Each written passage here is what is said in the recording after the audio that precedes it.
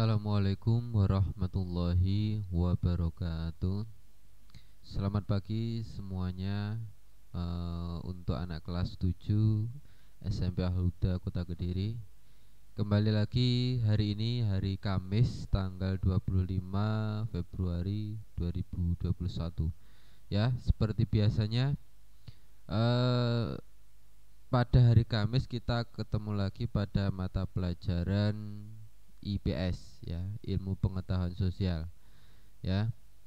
Namun sebelum itu kita berdoa dulu sama-sama supaya kita semuanya diberikan kesehatan oleh Allah Subhanahu wa taala dan kita dapat melaksanakan pembelajaran dengan lancar hari ini, ya. Sebelum itu silahkan berdoa di rumah masing-masing, ya. Berdoa mulai.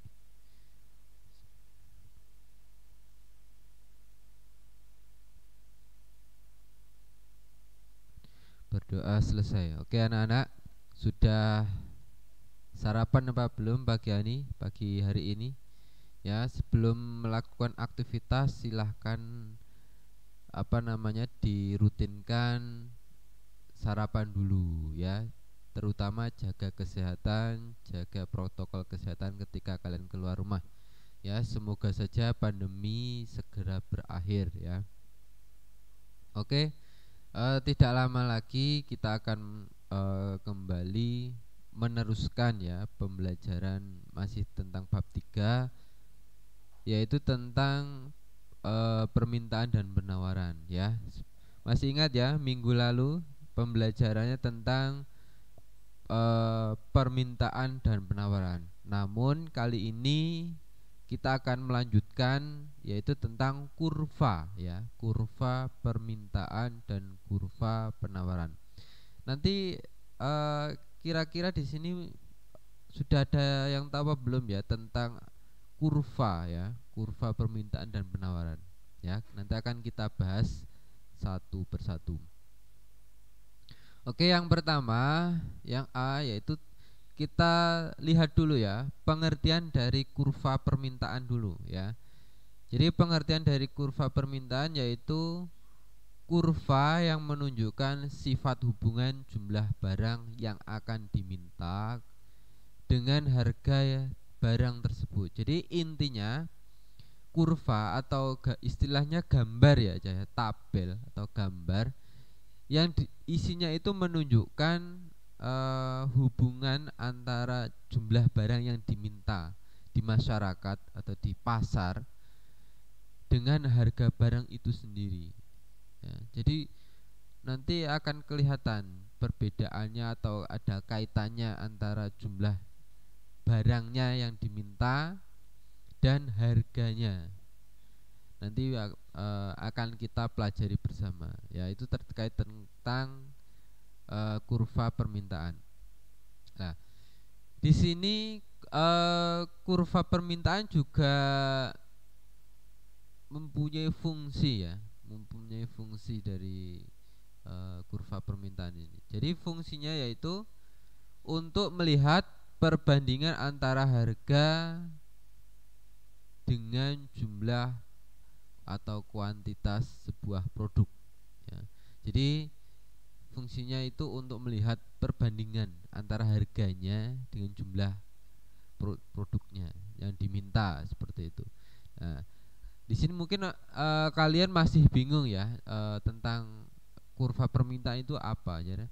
Nah, setelah ini akan saya tunjukkan gambarnya. Nah, di sini ini contoh dari kurva atau gambar tabel, ya. Ini untuk memudahkan kita dalam istilahnya memahami gambarnya. Nah, di sini antara tabel yang kanan dan yang kiri ini sebenarnya sama saja, ya. Antara yang atas ini dengan yang bawah itu sama. Jadi bagian yang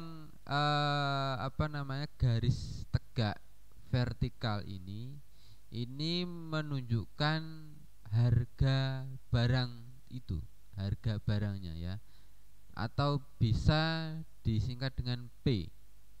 P itu price. Price itu harga. Bahasa Inggrisnya kan harga, ya. Jadi bagian yang siku, yang pojokan ini menunjukkan angka 0. Jadi jumlahnya itu 0, dimulai dari 0, begitu ya. Ini yang vertikal. Ini tadi menunjukkan apa?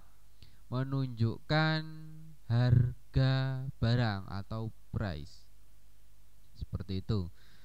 Terus pada garis yang bawah, ini garis horizontal, ini menunjukkan jumlah barang atau quantity. Quantity itu jumlah, ya.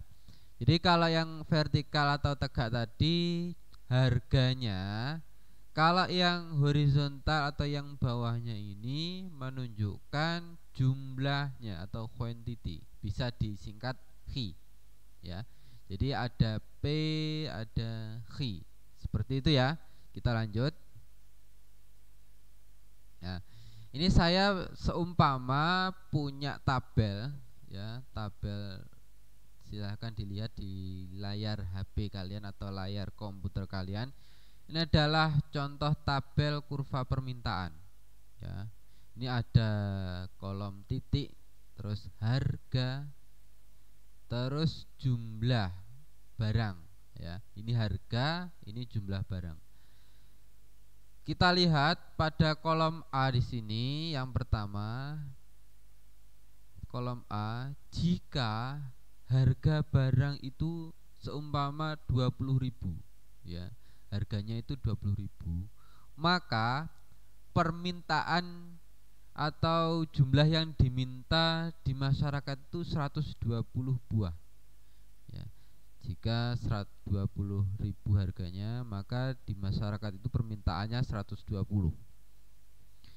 Itu. Terus pada kolom B, jumlah harganya, ya, harganya itu 18.000. Jadi lebih murah, ya, dari 20.000. Maka jumlah barang diminta itu akan meningkat dari 120 menuju ke 140. Coba seumpama kalian akan membeli barang yang harga murah, pasti kalian akan berbondong-bondong segera membeli, ya, karena harganya murah, seperti itu. Jadi semakin harga itu murah, maka jumlah barang yang diminta itu semakin banyak, ya kan? Seperti itu. Itu logikanya. Jadi kalau barangnya harganya semakin murah, maka yang diinginkan atau yang diminta di pasaran itu semakin banyak. Karena apa? Karena semakin murah. Seperti itu. Terus kolom yang C, jika harganya 16.000, turun lagi, ya, tadi 18, sekarang 16.000, maka jumlah barang yang diminta atau yang diinginkan di masyarakat itu meningkat menjadi 160, ya. Tadi 140, sekarang 160, meningkat, ya, jumlah barangnya. Terus kolom yang D, harganya turun lagi menjadi 14.000, ya, harganya 14.000, maka jumlah barang yang diminta meningkat karena semakin murah tadi. Diingat, ya.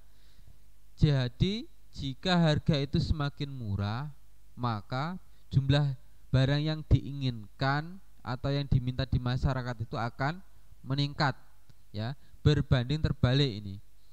Ini harganya semakin turun, ya kan, turun ke bawah, maka jumlahnya semakin meningkat.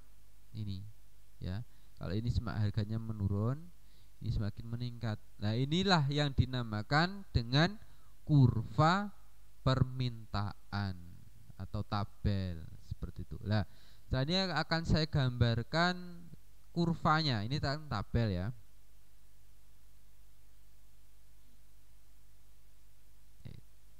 Nah, ini. Jadi setelah tahu harga dan jumlah permintaannya, tadi kan, ya, di tabel di atas, ya, maka buat kurva berdasarkan tabelnya di atas, ya. Kita gambarkan. Tadi ini, ya, yang vertikal itu P, price atau harganya, ya. Terus yang horizontal, yang garis apa ini namanya, garis leader ini jumlah barang atau quantity atau disingkat khi ya. Yang bagian pojok ini 0. Berapapun dimulai dengan 0 ya.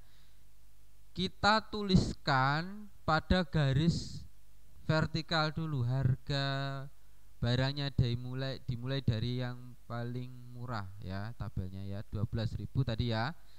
12 naik lagi 14.000, terus 16.000, 18.000 dan yang paling tinggi ada 20.000. Nih. Terus kita lihat, kita geser ke garis horizontal. Tadi kan barangnya yang diminta dari kecil ya, 120 ini meningkat menjadi 140, 160. Nah, ini meningkatnya 20 biji. Kalau tadi yang vertikal tadi meningkatnya berapa? 2000 ya. Kalau ini juga 20. Nah, sekarang kita gambar garisnya. Kita urutkan dari harga ya. Bila harganya 12.000, tadi barang yang diminta berapa? Yang diminta 200. Jadi kita tarik garis lurus harganya. Jika harga 12.000, barang yang diminta 200, maka kita tarik garis lurus ke kanan. Nah, ini ya. Sampai berhenti pada titik 200 jumlah barang yang diminta ya. Jadi titiknya ada di sini, titik E ya. Terus kita naik lagi. Ini yang paling atas tadi harganya 20.000 ya. Harganya 20.000. Sedangkan jumlah barang yang diminta itu hanya 120 ya. Berarti kita tarik dulu. Harga 20.000 kita tarik ke kanan sampai pada titik A di sini ya. Sampai pada titik A, yaitu dengan jumlah 120 di sini. Nah, ini ya titik A ya. Begitu pula sebaliknya ini. Terusnya harga 18.000, maka titiknya ada di B. Nah, setelah kita temukan semua titik-titik A, titik B, titik C, D dan E, maka dari titik-titik ini kita hubungkan ya, kita tarik garis lurus ya, maka akan ketemu ini. Nah, naik dari B, ini.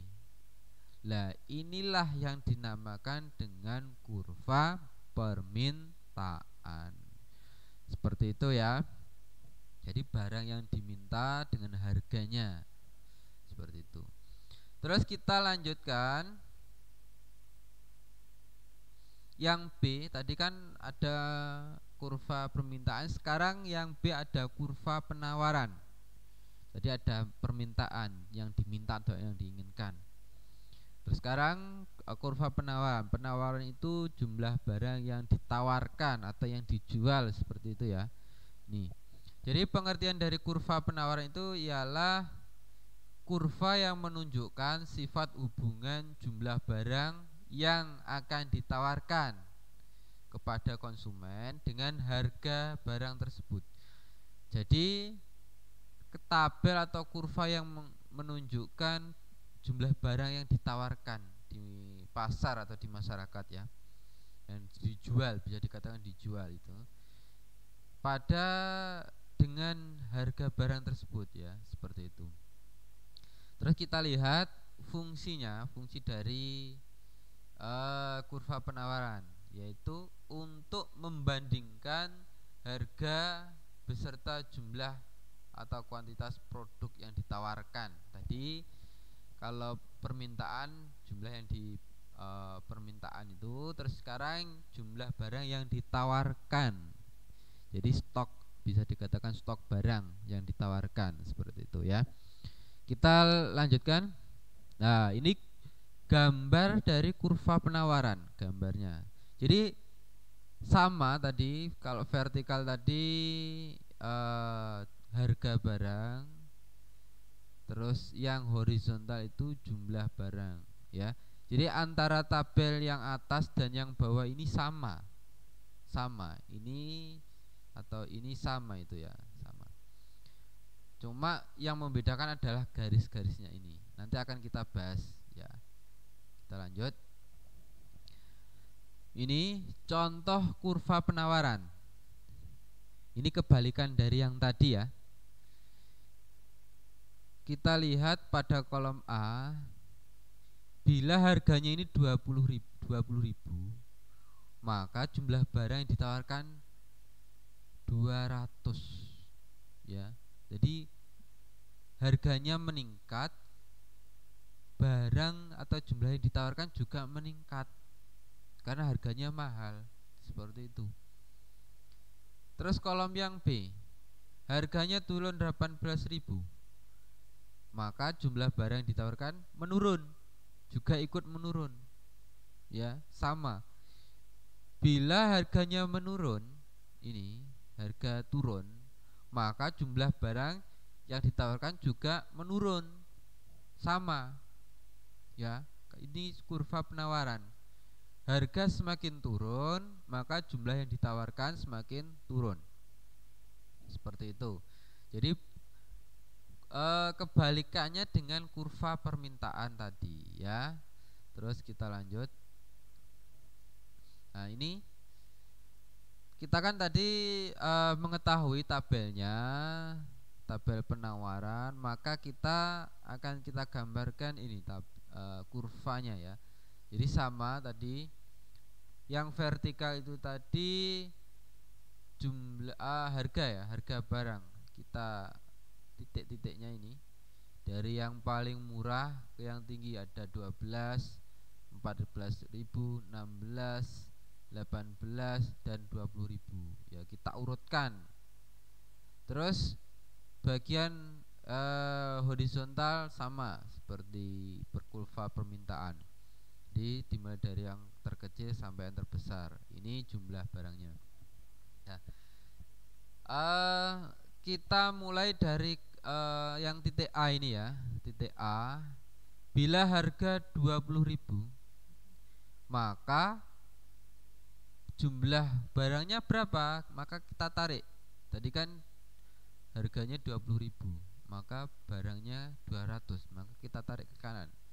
Nah, tarik ke kanan sampai pada titik 20 ini ya, lurus. Nah, ini titik A. Ya. Terus titik B tadi harganya 18.000. Jumlah barang yang ditawarkan 180, ya kan? Maka dari harga kita tarik ke kanan sampai pada titik 180 atau B ini ya, titik B. Jadi sama. Jadi harganya semakin menurun, maka nilainya juga, penawarannya juga semakin menurun. Nah, maka kita temukan titik A, titik B, ada C, D dan E. Nah, dari kesemua titik ini A, B, C, D, E, kita tarik garis lurus ya, kita tarik garis lurus dari ini, dari bawah ini, dari atas ke bawah ya, ini. Nah, kita tarik garis lurus, maka akan membentuk kurva seperti ini. Ya, nah, inilah contoh dari kurva permintaan. Sudah tahu ya perbedaannya kurva permintaan dan penawaran seperti itu. Ya. Mungkin itu yang bisa saya sampaikan. Mungkin kalau kalian masih kurang jelas bisa diulangi lagi videonya atau bisa langsung japri ke Pak Iris ya. Bila ada yang kurang jelas nanti akan saya mungkin jelaskan lagi seperti itu ya. Untuk hari ini silahkan jangan lupa kalian absen ya, mengisi link absen dan di kolom komentar Jangan menunda-nunda nanti, tapi sekarang saja ya. Terus bagi tugasnya dari kelas 7A, B, C, dan E silahkan dikerjakan. Tugas-tugasnya yang belum, ada 2 tugas ya. Tugasnya ada 2, silahkan nanti dikerjakan. Bagi yang belum ya, nanti resikonya bisa saja nanti kalian tidak akan menerima rapot, dan yang lebih berat yang dikhawatirkan sampai tidak naik ya, seperti itu. Jadi silahkan tugasnya dari saya dan Bapak Ibu yang lain silahkan dikerjakan. Oke, mungkin itu saja yang bisa saya sampaikan, kurang lebihnya mohon maaf. Saya akhiri dulu, sekian, wassalamualaikum warahmatullahi wabarakatuh.